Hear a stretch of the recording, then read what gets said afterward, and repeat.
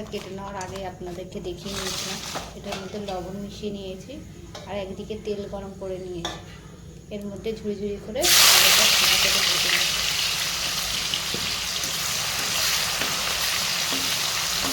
এটা হালকা ছেড়ে দিতে হবে গ্যাসটা, যাতে না পুড়ে না যায়। তাহলে একটা চিপসের মতো এরকম কড়কড়ে জর্জরের মতো হবে না।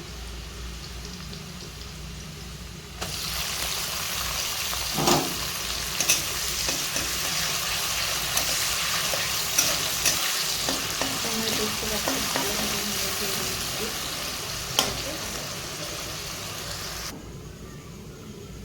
নিয়ে নেওয়ার পরে একদিকে কলাটা ভাজবো ওরকমভাবে।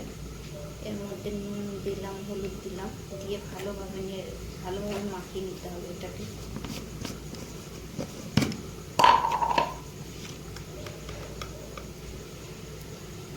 যেমনটা তোমরা দেখতেই পাচ্ছ ভিডিওটা।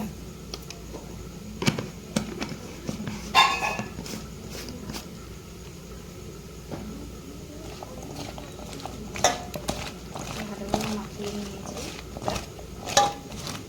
নিয়ে নেওয়ার পরে এবার দেখতেই পাচ্ছ আলুটা হয়ে এসছে মোটামুটি। এবার এটাকে লাগিয়ে নেব।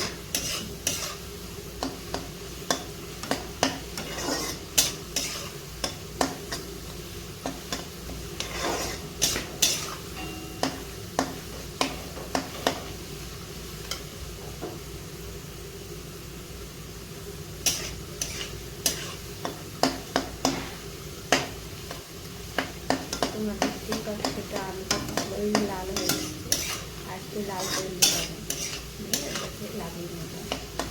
কিছুক্ষণ পরে লাগিয়ে নেওয়ার পরে দেখতেই পাবে এটা কত চচ্চড়ি মতো হয়ে গেছে, মচমচে হয়ে গেছে। এটাই লাস্ট। এরপরে